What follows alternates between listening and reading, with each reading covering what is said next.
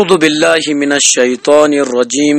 بسم اللہ الرحمن الرحیم وبہ نستعین وہو خیر المعین احمدہ ونستعینہ علی رسولنا الکریم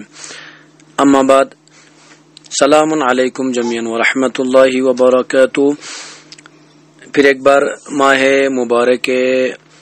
شعبان کی فضیلت اور اعمال ماہ مبارک شعبان لے کر ہم آپ کی خدمت میں حاضر ہیں۔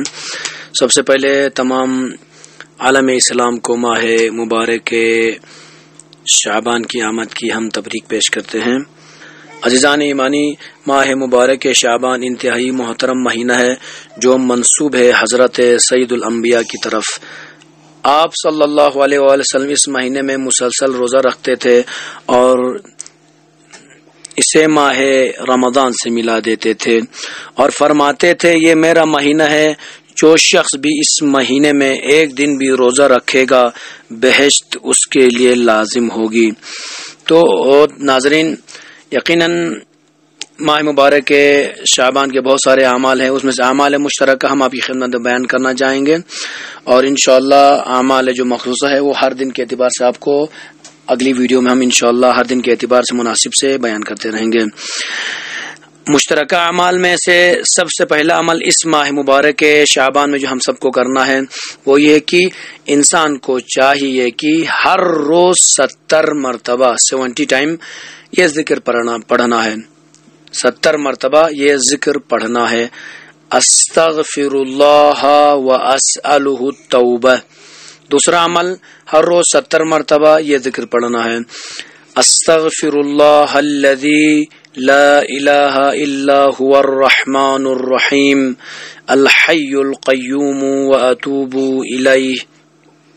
تیسرا عمل جو اس مہینے میں مشترک ہے اور ہم سب کو کرنے کی ضرورت ہے،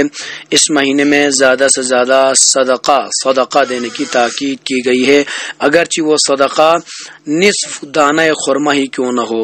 یعنی آدھا خرمہ اگر آپ دے سکتے ہیں تو اتنا بھی دینے کی ہمیں تاکید کی گئی ہے، جتنا زیادہ سے زیادہ ہو سکے صدقہ دینے کی تاکید ہوئی ہے۔ چوتھا عمل مشترک اس ماہ مبارک شعبان میں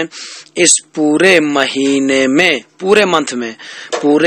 میں 1000 مرتبہ لا الہ الا اللہ ولا نعبد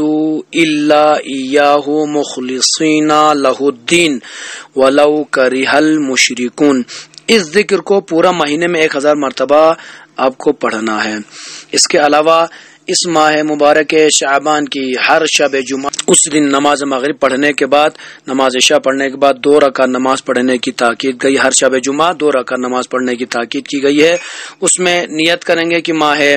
مبارک شعبان کی شب جمعے کی نماز پڑھتا ہوں قربتاً الی اللہ۔ اس کے بعد نیت کرنے کے بعد پھر جیسے نماز پڑھتے ہیں ویسے پڑھنا ہے۔ الحمد پہلی رکعت میں الحمد کے بعد 100 مرتبہ سورہ قل هو اللہ احد، سورہ توحید کی تلاوت کرنے کی بات کہی گئی ہے، اور دوسری رکعت میں بھی سورہ الحمد کے بعد 100 مرتبہ قل هو اللہ پڑھنا ہے، اور نماز جیسے ختم ہو جائے اس کے بعد 100 مرتبہ صلوات پڑھنا ہے۔ آخری عمل جو مشترک ہے اس مہینے میں کثرت سے زیادہ جتنا ہو سکے صلوات پڑھنے کی تاکید کی گئی ہے، اور جو دعا ایک ہے مخصوص دعا ماہ شعبان کی کہ ہمیں ہر زوال کے وقت اور شب نیمہ شعبان میں اس صلوات کو پڑھنے کی ہمیں امام سجاد علیہ السلام سے نقل ہوئی دعا پڑھنے کی تاکید کی گئی ہے۔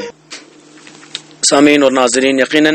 ابھی تک ہم نے جتنے بھی اعمال آپ کی خدمت میں بیان کیے یہ مشترکہ اعمال ہے، پورے ماہ مبارک کے رمضان میں انجام دینے ہیں۔ انشاءاللہ جو مخصوص اعمال ہوں گے وہ ہم اگلی ویڈیو میں آپ کی خدمت میں بیان کریں گے۔ ماہ مبارک شعبان انشاءاللہ عبادتوں کا مہینہ ہے، تقوی الہی کا مہینہ ہے، زیادہ سے زیادہ عبادات میں مصروف رہیے، اور ماہ مبارک رمضان میں ہم خدا کے مہمان بننے جا رہے ہیں، لہذا اچھے سے پاک و صاف ہو کر اس مہینے میں قدم رکھنے کی ہم سب کو اشد ضرورت ہے، لہذا بندہ حقیر کو بھی دعاؤں میں یاد رکھیے گا۔ خدا یار، خدا حافظ۔